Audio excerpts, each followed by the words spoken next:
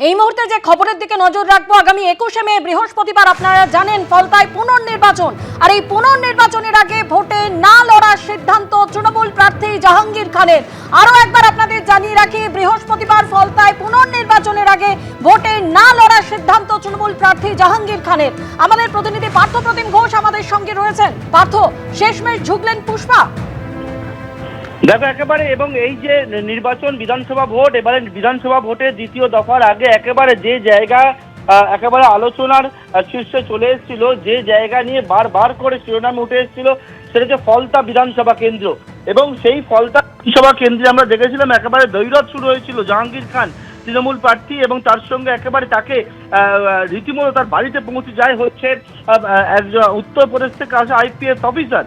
এবং তারপরে ফলতায় ভোট হলো, এবং সেক্ষেত্রে কিন্তু উঠে এলো পুষ্পা, কেউ বলছেন সিঙ্গাম, এই দুজনের দৈরথ শুরু হয়ে গেছিল।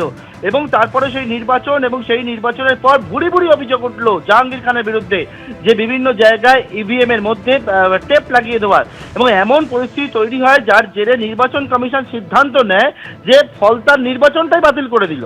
বাতিল করে দিয়ে আবার নতুন করে নির্বাচন, কিন্তু একবারে যাকে বলে ফ্রেশ পোল, সেই ফ্রেশ পোল ঘোষণা করলো হচ্ছে নির্বাচন কমিশন। এবং সেই ফ্রেশ পোল ঘোষণা করার পরবর্তীকালে যখন 21 তারিখ অর্থাৎ আগামী বৃহস্পতিবার দিন নির্বাচন রয়েছে, তৃণমূল প্রার্থী জাহাঙ্গীর খান তিনি কিন্তু ভোটের যে ময়দান, সেই ময়দান থেকে সরে দাঁড়ালেন। এবং বিভিন্ন মহল ইতিমধ্যেই বলছে যে বিষয়টা, যে বারবার যে বলছিলেন যে পুষ্পা ঝুঁকে নেই, সে কিন্তু ঝুঁকে গেল এবং ভোটের ময়দান ছেড়ে কার্যত পালিয়ে গেল। এবং যে বিষয় সে বলল যে নির্বাচনে লড়বো না।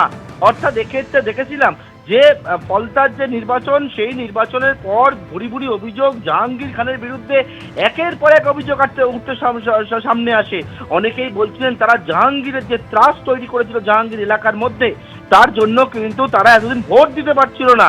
এবারে তারা ভোট দেওয়ার যখন ইচ্ছা প্রকাশ করেছিল, সেই ভোট দিতে গিয়ে দেখছে ইভিএম এর মধ্যে হচ্ছে টেপ লাগানো, কোনো জায়গায় গিয়ে দেখছে আতর লাগানো।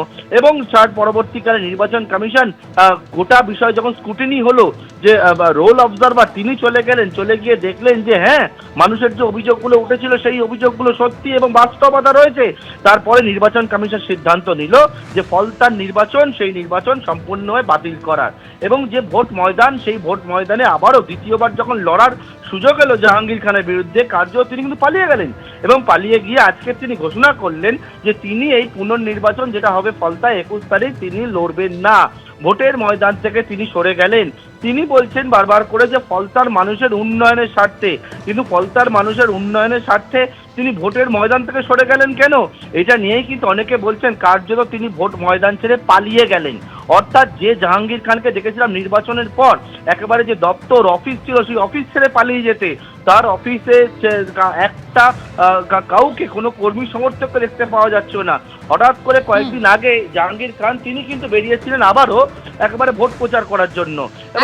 একেবারে পার্থ, তুমি আমাদের সঙ্গে থাকো। নিঃসন্দেহে এই মুহূর্তে সব থেকে বড় খবর যে কাল বাদে পরশু যেখানে পুনর্নির্বাচন রয়েছে ফলতা বিধানসভা কেন্দ্রে, সেখানে তৃণমূল কংগ্রেস প্রার্থী একসময় যিনি পুষ্পা ঝুঁকেগা নেহি বলে একেবারে সংবাদ শিরোনাম এসেছিলেন, সেই জাহাঙ্গীর খান রণে ভঙ্গ দিলেন। মাত্র কয়েক ঘন্টার ব্যবধান, কাল বাদে পরশু যখন নির্বাচন হওয়ার কথা, পুনর্নির্বাচন, তার আগে ভোটের প্রচার সারছেন শুভেন্দু অধিকারী। একেবারে আর হাতে মাত্র ঘন্টা তিনেক বাকি প্রচারের, তার আগে পুষ্পা তিনি একেবারে রণে ভঙ্গ দিলেন, ভোটের ময়দান থেকে পালিয়ে গেলেন ফলতা বিধানসভা কেন্দ্রে তৃণমূল কংগ্রেস প্রার্থী জাহাঙ্গীর খান। 28 তারিখ অর্থাৎ 29 তারিখ যেদিন ছিল নির্বাচন, তার আগের দিন কিন্তু নিজেকে পুষ্পা বলে দাবি করেছিলেন। নিজেকে সিংহ মনে করে সিনেমার আর্টিস্টে, আমরাও পুষ্পা, ঝুঁকেগা নেই। আমরা ঝুঁকবো সাধারণ মানুষের কাছে, আমরা ঝুঁকবো গণদেবতার কাছে। কোনো দিল্লির পুলিশ বা বিজেপির দালালের কাছে আমরা মাথা নত করবো না। প্রতিবাদের নামে পাকসাকাসে তাণ্ডবের ঘটনা ঘটে রবিবার। সেই ঘটনায় ইতিমধ্যেই 46 জনকে পুলিশ গ্রেফতার করেছে আপনারা জানেন, যার মধ্যে 4 জন মূল অভিযুক্তকে নিয়ে আজকে ঘটনাস্থলে গেলেন পুলিশ আধিকারিকরা। ঘটনার পুনর্নির্মাণ সারলেন তারা।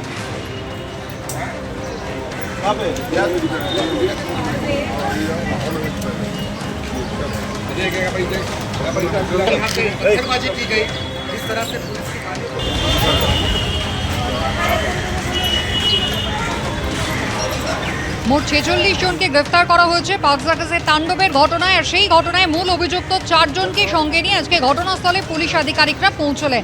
সেখানে গলিতে ঢুকে তারা একেবারে বিভিন্ন জায়গায় কোথায় বেআইনি জমায়েত হয়েছিল সবটাই তারা খতিয়ে দেখেন। আজ ঘটনার পুনর্নির্মাণ সারলেন পুলিশ আধিকারিকরা। বুধবার যেদিন ঘটনা ঘটে, যেখানে বেআইনি জমায়েত হয়েছিল, জমায়েতে পুলিশের অনুমতি ছিল না, রাজ্য সরকারের কিছু নীতির প্রতিবাদ করে সেখানে মানুষ জমায়েত করেন এবং তারা একেবারে ক্ষুব্ধ হয়ে ওঠেন। পুলিশের উপরে হামলা চালানো হয়, ইট বৃষ্টি করা হয়, পুলিশের গাড়ি ভাঙচুর পর্যন্ত করা হয়।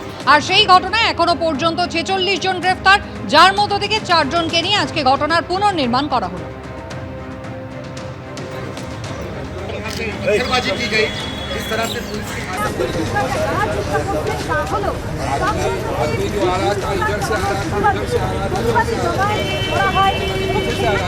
এই মুহূর্তে আমরা রয়েছি পাক সার্কাস 7 পয়েন্টের কাছাকাছি এবং যে ছবি আমরা এখানে দেখাচ্ছি, গত রোববার দুপুরে বেশ কয়েকজন তারা পুলিশের ওপর হামলা করে, পাক সার্কাস 7 পয়েন্ট উত্তাল হয়ে যায়।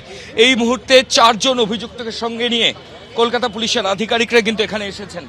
সেই ছবি আমরা এখানে সরাসরি দেখাচ্ছি। একজন অ্যাসিস্ট্যান্ট কমিশনার কলকাতা পুলিশের, তার নেতৃত্বে বিরাট ফোর্স এবং সেন্ট্রাল ফোর্সও রয়েছে। 4 জন অভিযুক্ত, তাদের মুখ ঢাকা।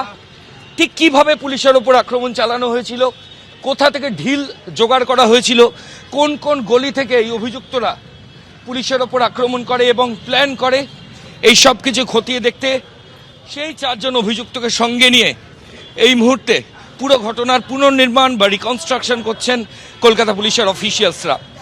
আমরা বড় অপরাধের ক্ষেত্রে পুনর্নির্মাণ দেখেছি, কিন্তু এই ধরনের অপরাধের ক্ষেত্রে এই ধরনের পুনর্নির্মাণ করে গোটা ঘটনা বোঝা, এটা কিন্তু এর আগে সাম্প্রতিক অতীতে কখনো দেখা যায়নি। গতকাল মুখ্যমন্ত্রী শুভেন্দু অধিকারী, তিনি deputy commissioner south east division, তার অফিসে আসেন, যেখানে কলকাতা পুলিশ কমিশনার ছিলেন। দীর্ঘ সময় মিটিং চলে এবং সেই মিটিংয়ে সিদ্ধান্ত হয় পুলিশ কর্মীদের ওপর কোনো আক্রমণ সেটা কিন্তু সহ্য করা হবে না, জিরো টলারেন্স নীতি, সেটাই শুভেন্দু অধিকারী মুখ্যমন্ত্রী তার তরফ থেকে স্পষ্ট করে দেওয়া হয়। এবং তারপর এই মুহূর্তে যে ছবি আমরা দেখাচ্ছি, 4 জন অভিযুক্ত, এদের হাতে হ্যান্ডকাপ রয়েছে। এখান থেকে ওইদিকে ঢুকেছিলে? আচ্ছা, ওইদিকে গেছিলে, চলো ওইদিকে নিয়ে চলো, চলো ওইদিকে চলো। যে ছবি আমরা দেখাচ্ছি, একদম 7 পয়েন্ট ক্রসিং এ আমরা রয়েছি। কোন দিক থেকে মুভমেন্ট ছিল, তারপর তারা কোন দিকে গেলেন, কিভাবে গোটা ঘটনা অপরাধ তারা সংগঠিত করলেন, ওখানে বলতে এখানে আরম্ভ হয়েছিল। আচ্ছা, হ্যাঁ, প্রথম এদিকে আরম্ভ হয়েছিল মিটিংটা, তারপর ওদিকে গেলে আমার পাথরবাজি হলো, আমরা পালিয়ে গেলাম বাড়িতে। এদিকে ওইদিকে চলো, গলির ভিতরে। হ্যাঁ, ওইদিক থেকে কি হচ্ছিল?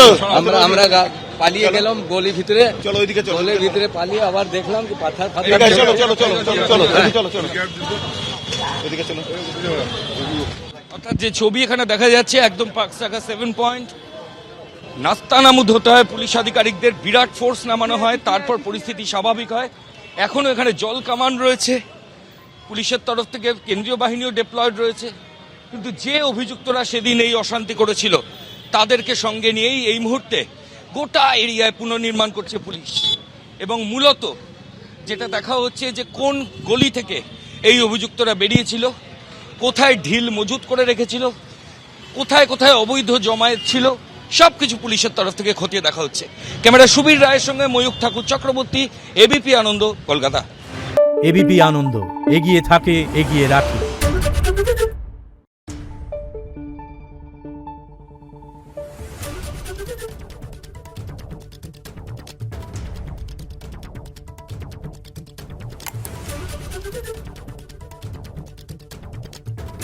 Thank you.